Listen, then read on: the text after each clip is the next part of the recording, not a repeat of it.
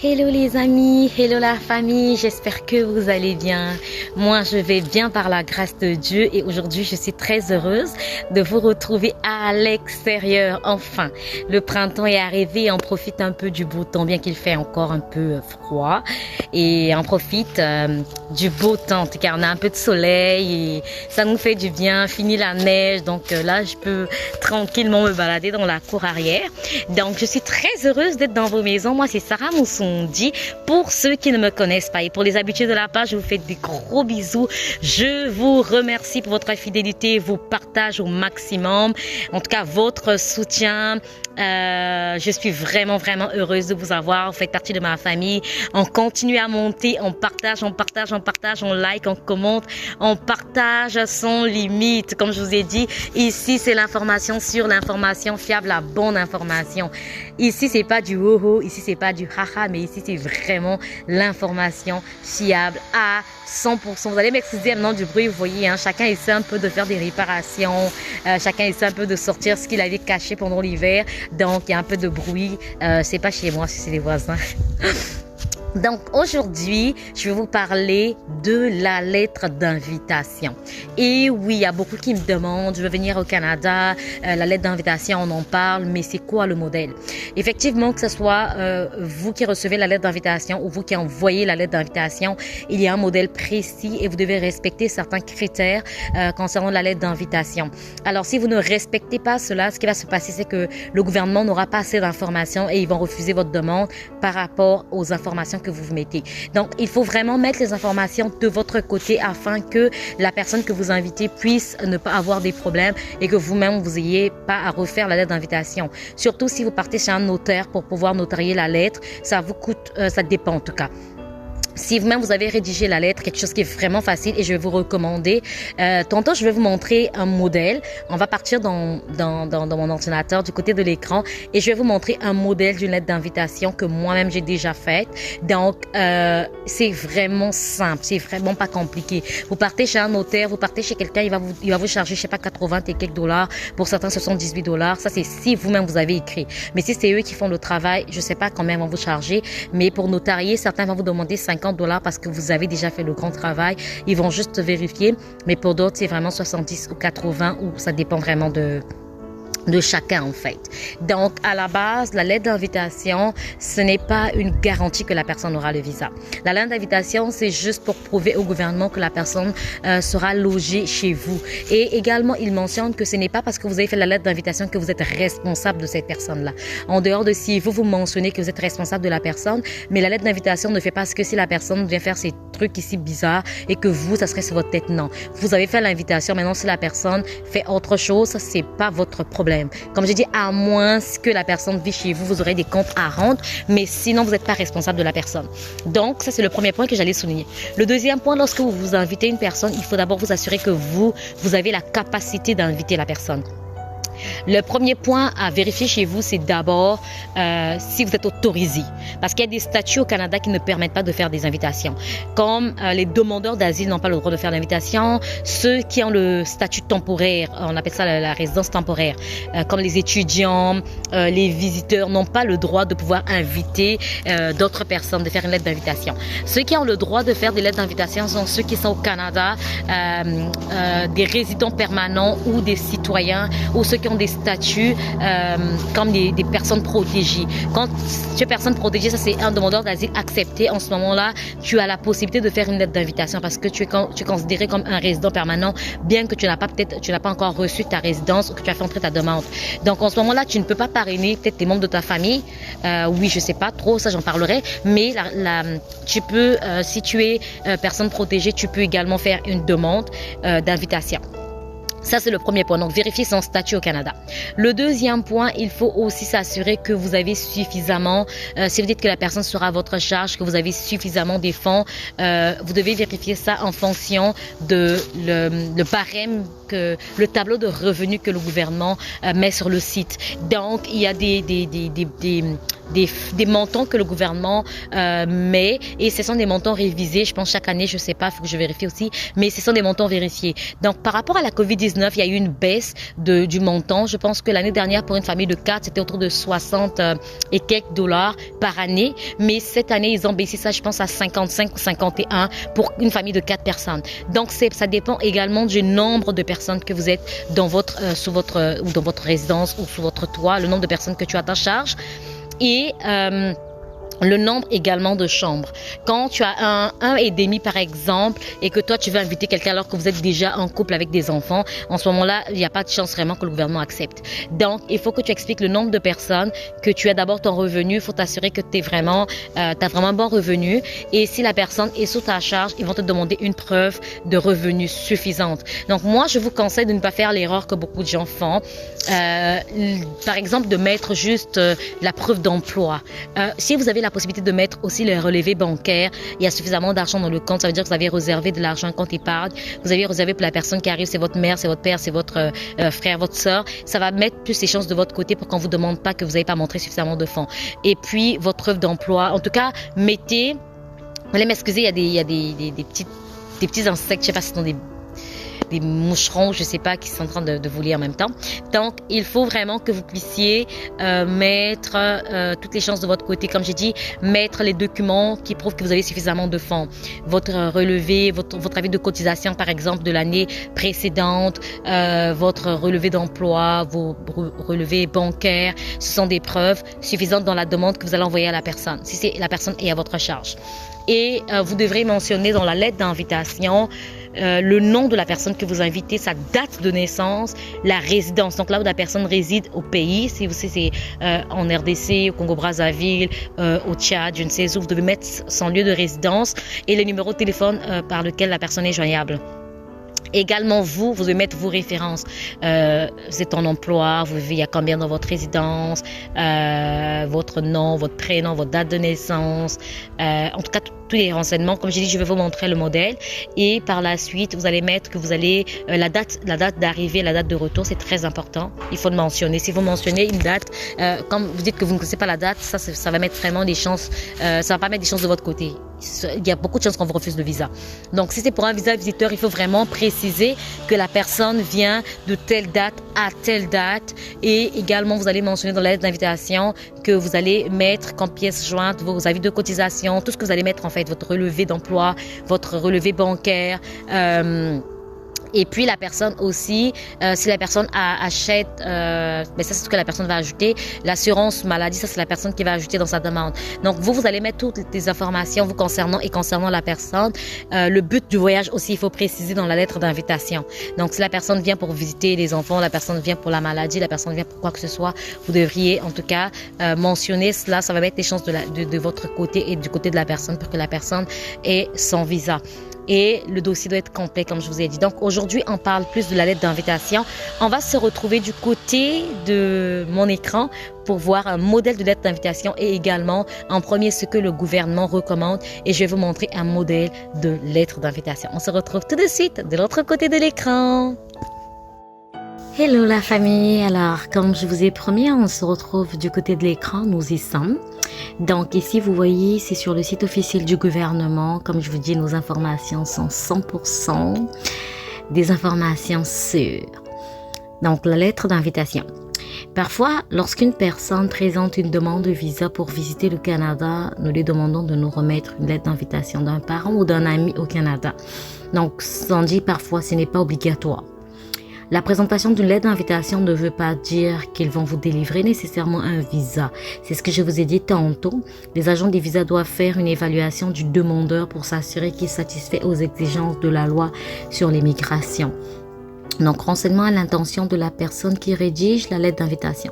Le fait de rédiger une lettre d'invitation ne signifie pas que vous êtes légalement responsable du visiteur après son arrivée au Canada. Je venais de dire ça. Vous devez tout de même agir de bonne foi.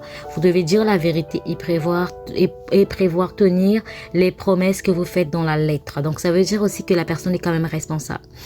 Envoyez votre lettre notariée si le bureau des visas l'exige. Mais moi, je vous conseille vraiment d'envoyer notariée. Ça donne plus de poids, plus de valeur à votre lettre. À la personne que vous invitez au Canada.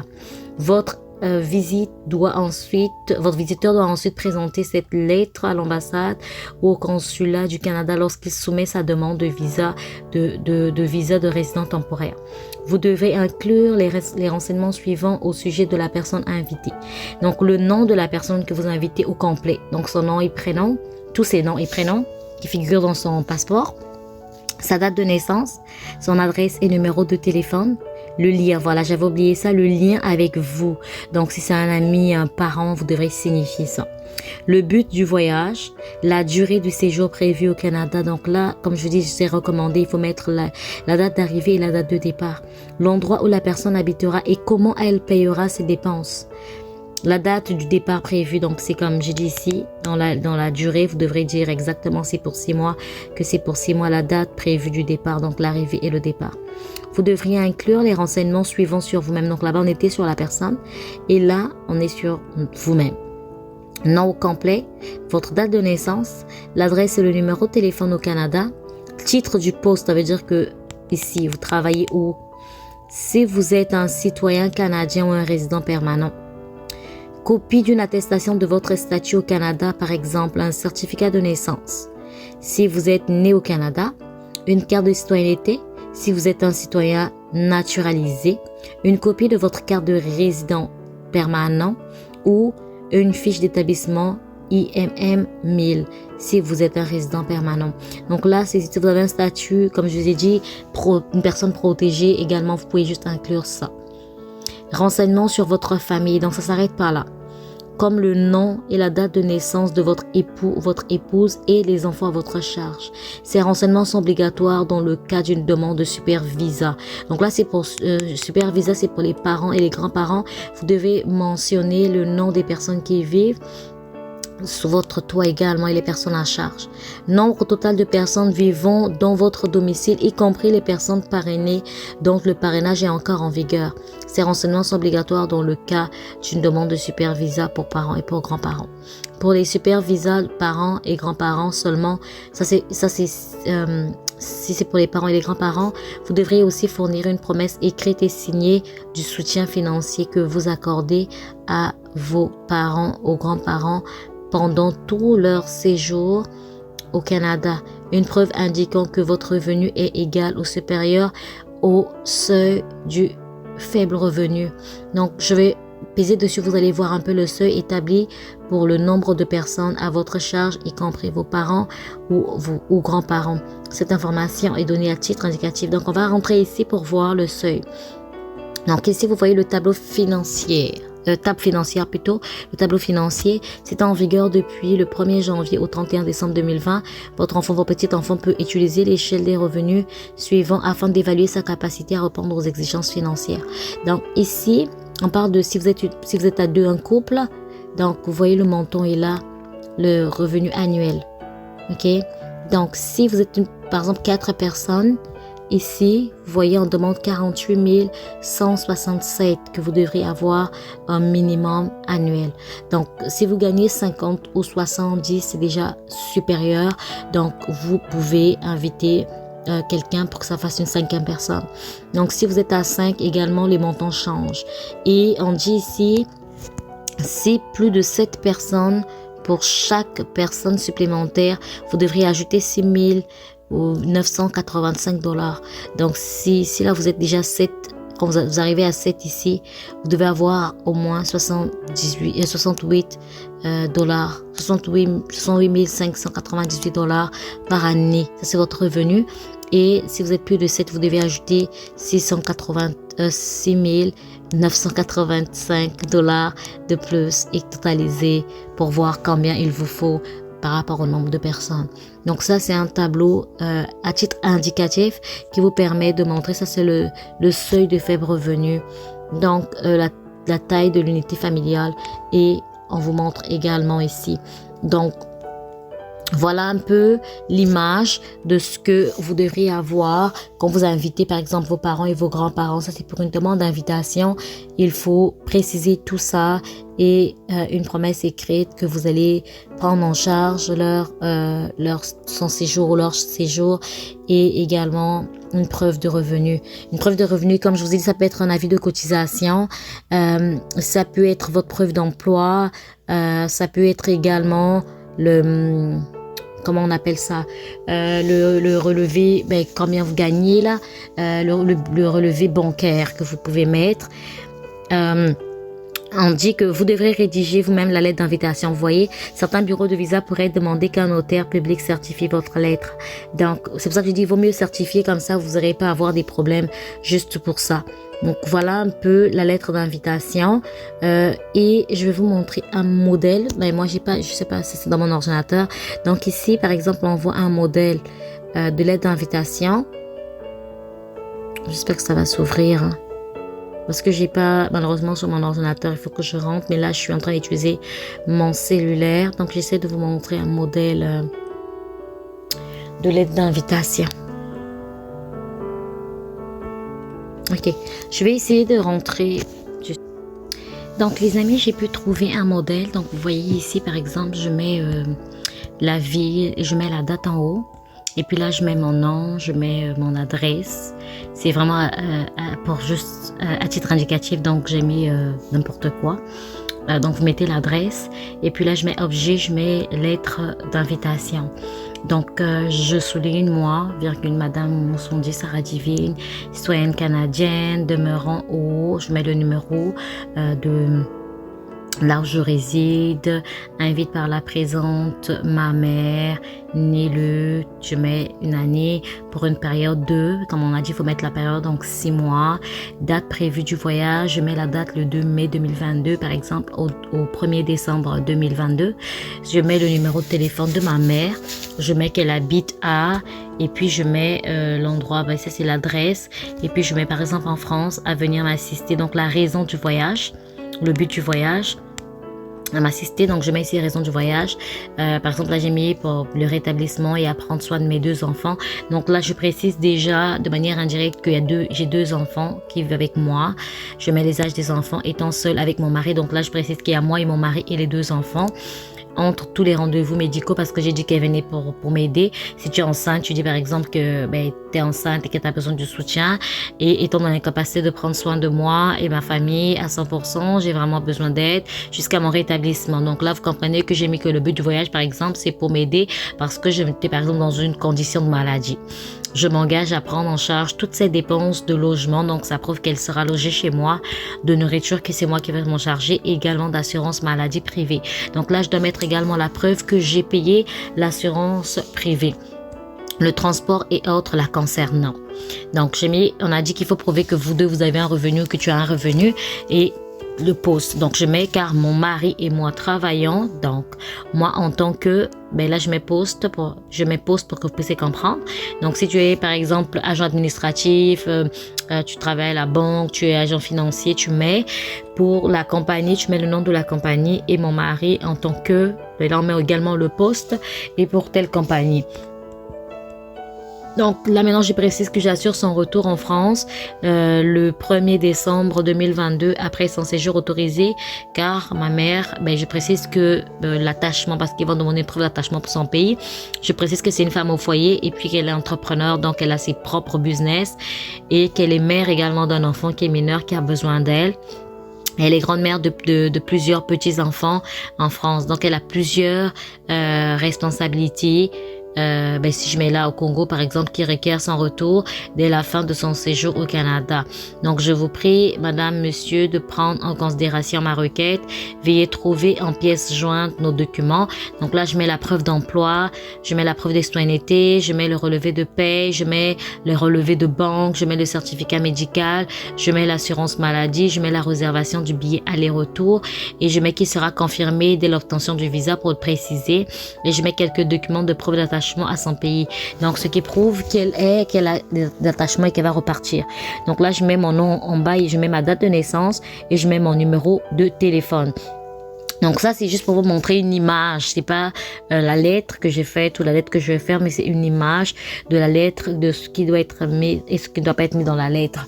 Donc il faut vraiment s'assurer que les informations de la personne et vos informations également figurent comme le déclare. Donc c'est un modèle et vous pouvez voir déjà comment on appelle ce qui manque dans le lien officiel du gouvernement pour voir ce que vous devrez mettre dans la lettre d'invitation. Que ce soit vous ou que ce soit la personne qui reçoit, il faut vraiment s'assurer que toutes les informations sont mentionnées, que ça respecte vraiment, que vous respectez les critères d'une lettre d'invitation demandée par le gouvernement. Donc voilà un peu ce à quoi je tenais à parler aujourd'hui. Ce que je tenais à vous montrer également aujourd'hui, c'est une lettre d'invitation, vous avez vu. Et si vous avez des questions, n'hésitez pas à me les poser. Je mettrai également en barre de description le lien. Donc voilà. Merci d'avoir regardé cette vidéo. J'espère que cette vidéo va vous aider à pouvoir faire une bonne lettre d'invitation. Si vous avez des questions, n'hésitez pas à m'écrire, me poser des questions. N'hésitez pas, je serai là pour vous répondre. Partagez au maximum, regardez même avec le froid là, je fais des vidéos, je prends vraiment un temps pour vous satisfaire. Partagez, commentez, likez, abonnez-vous et surtout pesez sur la cloche de notification pour pouvoir recevoir des notifications à tout moment qu'il y a une nouvelle vidéo. Comme je vous dis toujours, il se peut que cette vidéo ne soit pas utile pour vous, peut-être pour quelqu'un, un membre de votre famille, mais il y a d'autres vidéos qui peut-être vous aideront quand vous allez décider de faire la procédure pour venir au Canada. On se dit à très bientôt. Vive le printemps. Je vous aime et je vous fais beaucoup de bisous. Bye.